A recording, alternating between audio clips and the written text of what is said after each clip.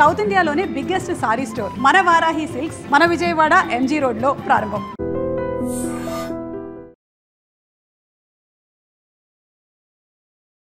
Hi hello నమస్తే, welcome back to our channel. నేను మీ Vaishu. Live in relationship అనేది ఒక దరిద్రమైన అంశం నా దృష్టిలో అయితే. అలాంటిది 9 సంవత్సరాలు అంటే మనకు మెచ్యూర్ అయితే సరిపోతుంది, దానికి మీరు 18 సంవత్సరాల వరకు వెయిట్ చేయాల్సిన అవసరం లేదు, మీకు వయసు వచ్చిందంటే మీరు ఎలా అయినా ఉండొచ్చు అని చెప్పేసి రాజస్థాన్ కోర్టు తీర్పిచ్చిందంట. అంటే 18 సంవత్సరాలు వస్తేనే మైండ్ సరిగా ఉండదు, అవసరం లేదు, పెళ్లి చేసుకుంటే సరిపోతుంది అనే భావన నుంచి మా ఇష్టం, మేము 13 సంవత్సరాల నుంచే మేము ఏమైనా చేయొచ్చు అంటే దానివల్ల వచ్చే పర్యవసానాలు ఎలా ఉంటాయి, ఈ విషయం గురించి మాట్లాడడానికి ఈరోజు నాతో పాటు రజనీ రమ గారు ఉన్నారు. మేడంతో మాట్లాడదాం. హలో మ్యామ్, నమస్తే. నమస్తే అమ్మా. బాగున్నారా? ఫైన్ అమ్మా. సో లివ్ ఇన్ రిలేషన్షిప్ మొన్నటిదాకా అట్లీస్ట్ 18 ఇయర్స్ వచ్చిన తర్వాత వాళ్ళ ఇష్టం, మేజర్స్ కదా, వాళ్ళకి నచ్చింది చేసుకోవచ్చు అనేవాళ్ళు. అలా ఉంటేనే మన భారతదేశం ఆల్రెడీ జనాభా లెక్కల్లో ఫస్ట్ ఉంది. ఇప్పటికే ఎక్కువ జనాభా అయిపోయి దరిద్రాలన్నీ చూస్తున్నాం లివ్ ఇన్ రిలేషన్షిప్స్ వాళ్ళు. పెళ్ళిళ్ళు చేసుకుంటారా చేసుకోరో తెలియదు, వాళ్ళ ఇంకెవరో జీవితాలు నాశనం అవుతాయో తెలియదు. ఇన్ని ఉంటే మళ్ళీ ఇప్పుడు 13 సంవత్సరాలకే యుక్త వయసు వస్తే సరిపోతుంది, మీ ఇష్టం వచ్చినట్టు మీరు ఉండొచ్చు అంటే దానికి వచ్చే పర్యవసానాలు ఎలా ఉంటాయి మేము అసలు?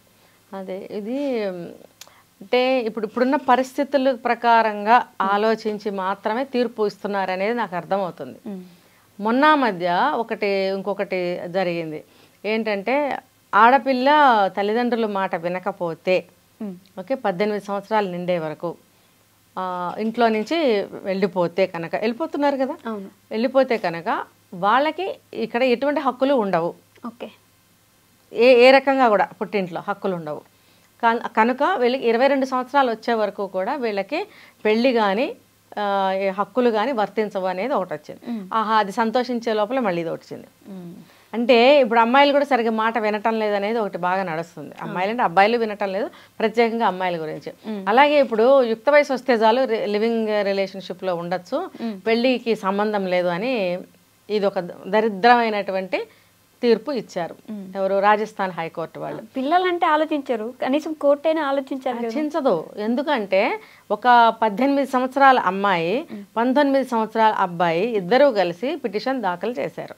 ఓకే, మేమిద్దరం లివింగ్ లో ఉన్నాము అంటే ఇద్దరు కూడా మైనర్ల కిందే లెక్క కదా, అయినా కూడా మేమిద్దరం ఉన్నాము, మాకు అన్నీ తెలుసు, మేము ఇష్టపూర్వకంగానే ఉన్నాము, మాకు ఇట్లా రక్షణ కల్పించండి అని అన్నప్పుడు ఖచ్చితంగా కోర్టు రక్షణ కల్పిస్తూ ఇదంతా పరిశీలించి ఈ తీర్పునివ్వటం జరిగింది.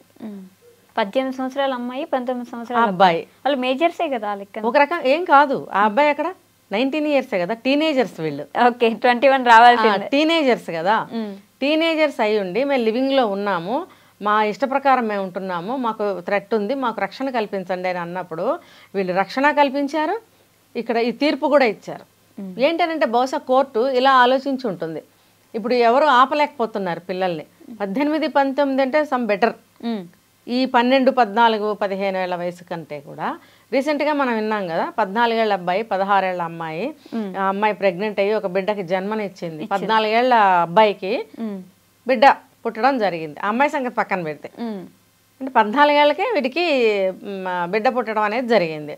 అంటే వీళ్ళు ఇలా చేస్తున్నారు కదా, మనం లీగలైజ్ చేస్తే ఈ పొరపాట్లు జరగకుండా ఉంటాయి అని ఆ పరిస్థితుల ప్రకారం అది తీర్పిచ్చారేమో. లీగలైజ్ చేస్తే ఇంకా మరి అప్పుడు ఆల్రెడీ ఇక్కడ లీగలైజ్ చేయటం వల్లే ధ్వంసం అయిపోయింది కదా.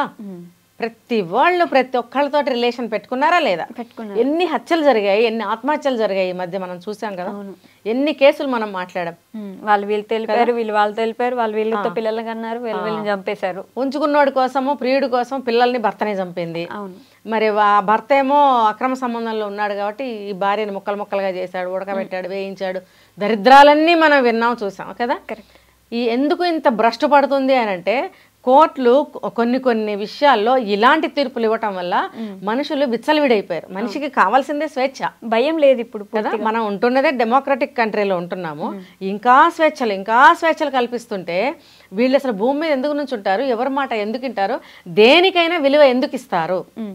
ఇప్పుడు 18 ఏళ్ల అమ్మాయి 19 ఏళ్ల అబ్బాయికి వాళ్ళే పిటిషన్ దాఖలు చేస్తే కోర్టు వాళ్ళిద్దరికి ఏదో చెప్పి పంపించాలి, వాళ్ళిద్దరికి ఏదో తీర్పిచ్చి పంపించాల్సింది పోయి మొత్తం అందరికీ కలిపి ఒక తీర్పు ఇస్తే అంటే ఇచ్చేటప్పుడు దీనివల్ల ఏం యూజ్ ఉంటుంది, దీనికి వచ్చే పర్యవసానాలు ఏంటి అని ఆలోచించదా మ్యామ్ కోర్టు? ఆలోచించండి, పూర్వాపరాలు ఇంతే ఆలోచిస్తా.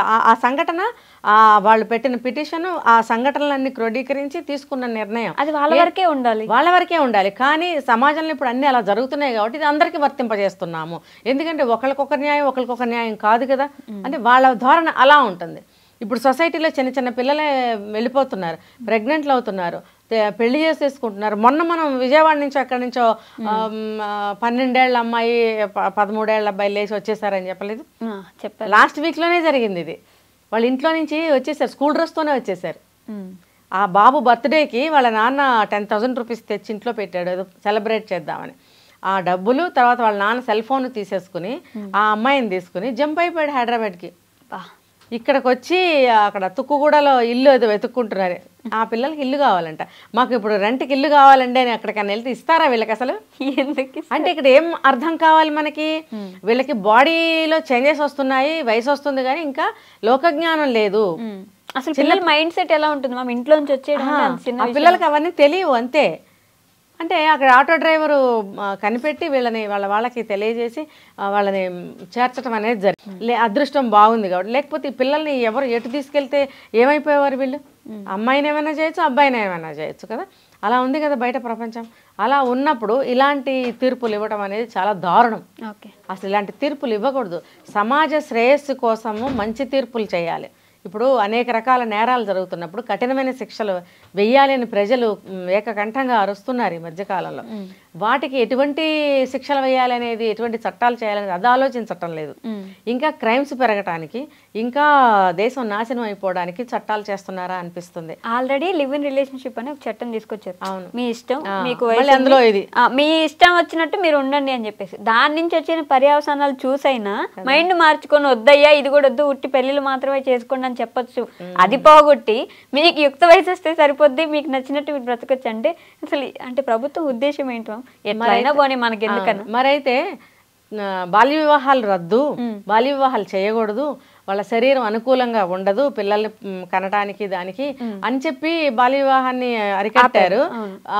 చదువు వెరీ ఇంపార్టెంట్ అని చెప్పి చదువులు ఉండాలి అని చదువు వైపుగా వాళ్ళని మళ్ళించారు. పిల్లలు పనులు కూడా చేయకూడదు, చైల్డ్ లేబర్ ఉండకూడదు. ఇన్ని చేసినప్పుడు మరి ఆ చట్టం ఇక్కడ కూడా వర్తించాలిగా. ఇదే వయసుగా అక్కడ కూడా. అవును కదా. మరి ఇది లివింగ్ రిలేషన్షిప్ లో ఉండటానికి అనుకూలంగా ఉన్న బాడీ పెళ్లికి ఎందుకు అనుకూలంగా ఉండదు? మరైతే పాతకాలంలో 9-10 ఏళ్ళకి పెళ్లి చేసేవారు, మెచ్యూర్ అయ్యాక కాపురానికి పంపించేవారు. కాపురానికి వెళ్ళిన మొదటి నెలలోనే ఆమె నెల తప్పకపోతే 100 మంది 100 రకాలుగా అడిగేవారు.